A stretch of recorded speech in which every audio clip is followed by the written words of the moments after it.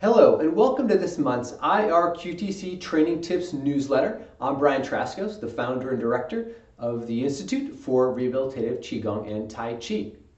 This month's Training Tips newsletter was inspired by an exchange I had this week with one of our valued IRQTC community members and fundamentals of Rehabilitative Qigong and Tai Chi students, Dr. Rohini Kumar, who works with patients who are suffering from lymphedema. So let's talk about the lymph system just for a second, create a little groundwork here. Well, the lymph system, like many systems in our body, we take for granted until they're not working very well.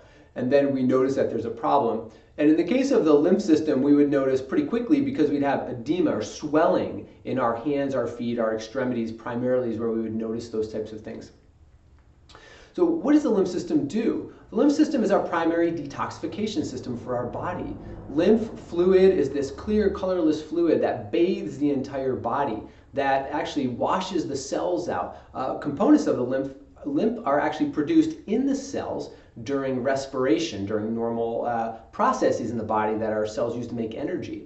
So lymph is created partly in the cells. It circulates throughout the body, cleans the cells out, and it takes away all the what we call the metabolic byproducts of cellular respiration. Every cell in our body makes waste, just like any factory makes waste. No matter what it's making, waste is created, and to be very efficient and healthy, we have to dispose of that waste. And that's what the lymph system primarily does.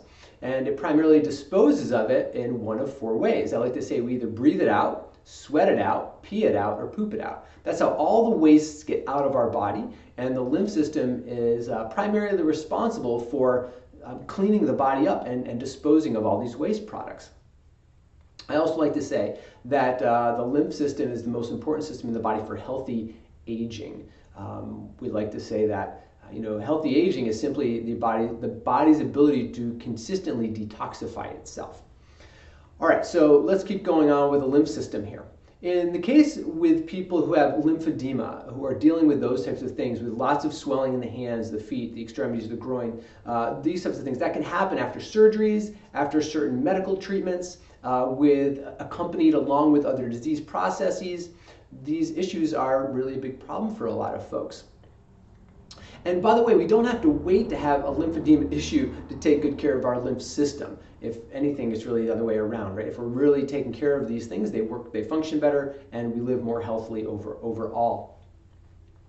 All right, so the lymph. How does lymph get around the body? How do we use these ideas to help our body detoxify itself? Well, lymph doesn't have a dedicated heart like the cardiovascular system does. The lymph gets around the body in four ways: gravity, smooth vessel wall elasticity, muscle contraction, and breathing. Those four ways are the ways that lymph circulates around the system. Let's take them one by one.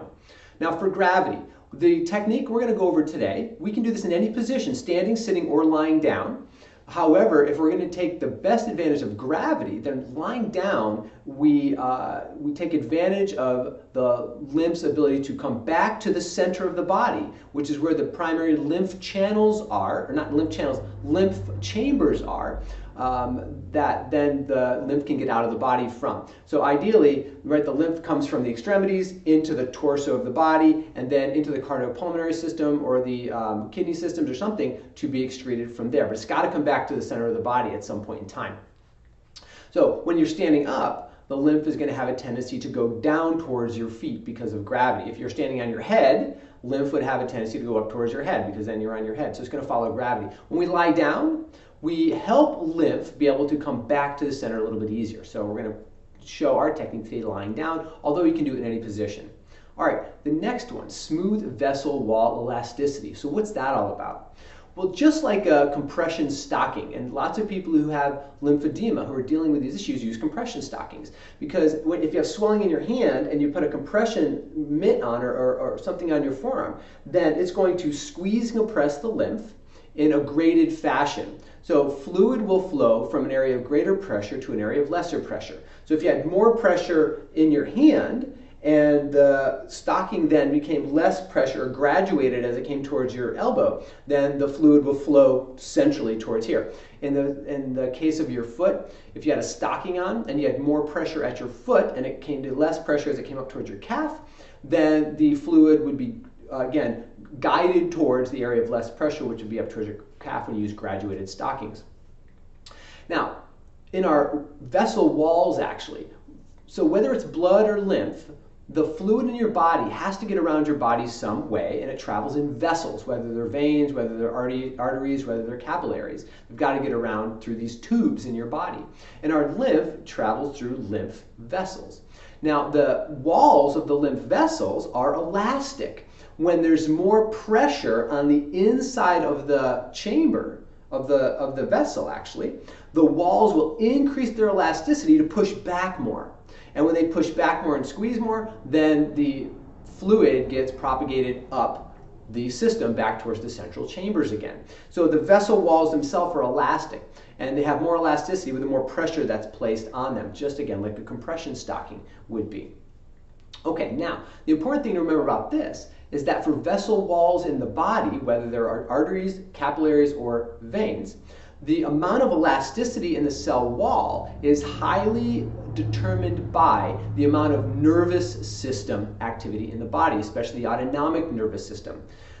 If we are experiencing stress, agitation, anxiety, these types of things, we have what we call a sympathetic nervous system response. Our body tension heightens up, and our vessels in our body get harder. They become less elastic rather.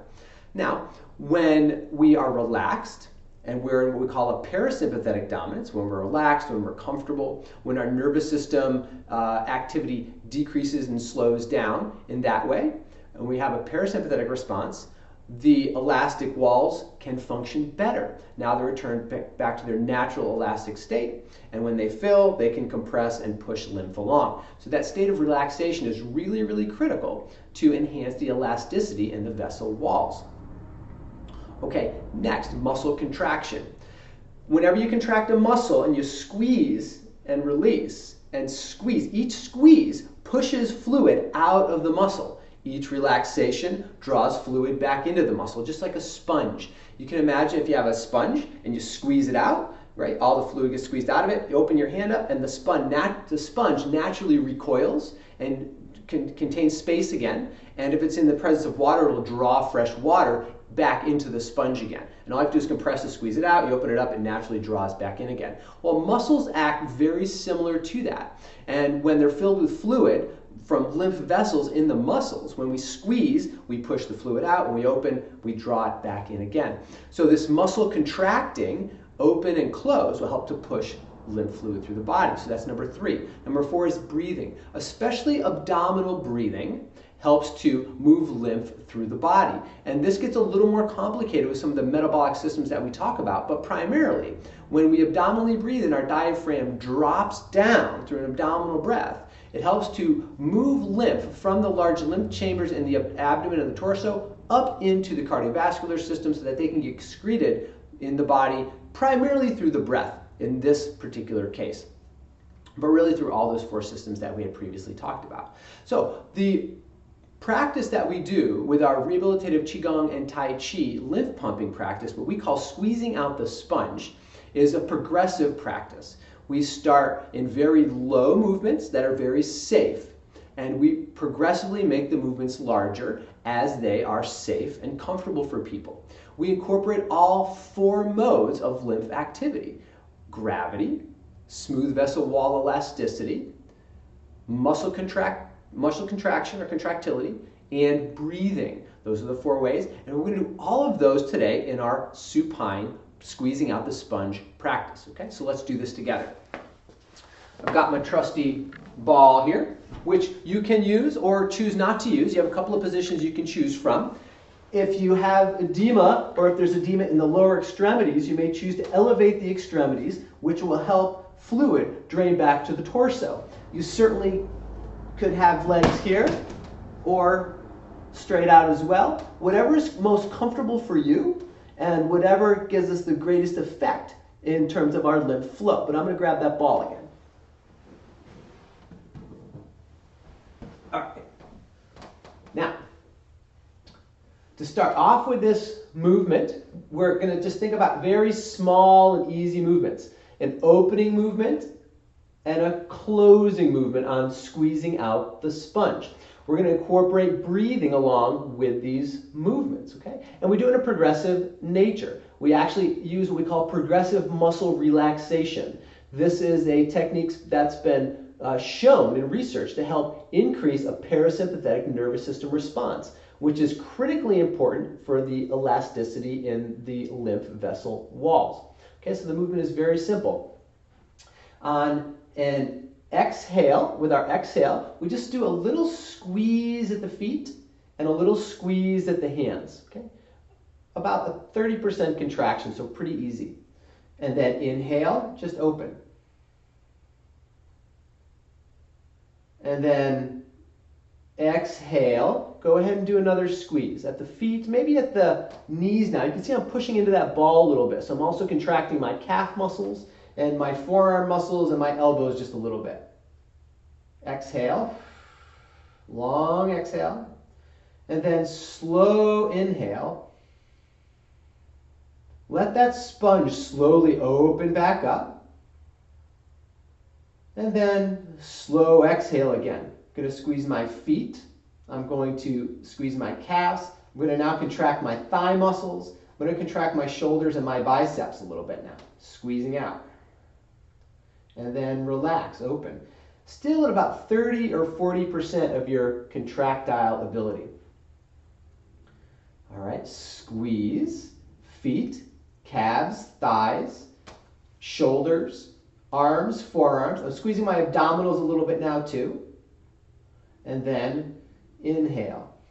If you feel good with that, you can begin to open your arms up a little bit further and let your legs go out a little bit further, if it's comfortable. And then on the exhale, draw it back in again. Squeeze feet, calves, thighs, pelvic floor. What's the pelvic floor? Act like you're stopping the flow of urine. So squeeze your pelvic floor like you're stopping the flow of urine. This is very important for lymph flow, especially around the prostate gland. And then inhale as you open. Exhale. Again, exhale. Add a little more oomph to there now. How about a 50% contraction of your feet, your calves, your thighs, your pelvic floor, your hands, your arms, your chest, your abdominals. And then relax. Let the body open a little further now. Open. Relaxing the feet, relaxing the calves, relaxing the pelvic floor. That's really important to let maximum lymph flow back into the tissues, just like you're letting a sponge refill. This also helps with that parasympathetic shift in the body. All right, and then we contract again. About a 50% squeeze this time. I'm squeezing up and in, squeezing my feet, my legs, my pelvic floor, my abdominals, my chest, my arms, my fist, even my face a little bit. And then relax. And I inhale and let the body open. Notice we're doing this in a progressive fashion so that you can stop at any level. Never push past your comfort level. Never push into pain. Always work at the level that is most comfortable and effective for you, no matter what I'm doing or no matter what your neighbor's doing. Okay? Decide for you. Okay, I'm going to squeeze my feet, my calves, my thighs, my pelvic floor, my abdominals, my fist, my face. And then relax and open. You'll notice pretty quickly that you can get some fluid flowing in the body because we are using gravity to our advantage. When we alternate the contraction, squeezing down now, I'm about 60% now. 60% of my ability to squeeze everything I got. My ankles, my calves, my pelvic floor, my abdominals, my fist, my face, everything. And relax. The alternating contraction and relaxation in a progressive manner allows the smooth vessel walls to have the best elasticity possible, as well as using muscle activity to pump lymph throughout the body. And then finally the breathing. I'm exhaling completely. Exhale, exhale, exhale, exhale, exhale as much as possible. and then relax and let the breath flow back in. You may even decide to take 1 or 2 deep breaths opening up. Give yourself enough time to relax between contractions. That's very important for the lymph flow. That relaxation phase is just as important as the contraction phase. And then one more time, building up. I'm at 65 or 70% of my contraction ability now. Squeezing, squeezing, squeezing. And relax. And opening.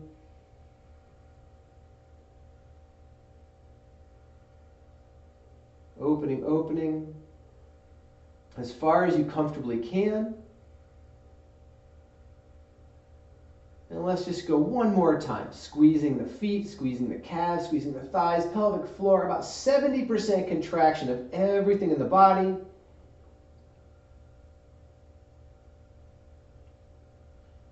And relax. Let all that tension drain away. Notice the flow of fluids through the body. Let the belly expand and open with your abdominal breath. And you might just decide to just relax there for a couple of minutes and let your body just sink into the table when you're done with your squeezing out the sponge lymph pumping exercise. So the key points with our progressive squeezing out the sponge exercise are, remember, it's progressive. So go slowly, start small, and slowly build. That's the one way to ensure that we have what we call a progressive muscle relaxation response, and we quiet down the nervous system. It's another way that we ensure that we don't overdo things, and our bodies are able to adapt more readily to the input that we are providing for them. So be safe with this lymph pumping exercise, and good health to you. I look forward to seeing you soon at maybe a training in the future, or please contact us at info@irqtc.org. Thanks a lot. Have a great one. Bye-bye.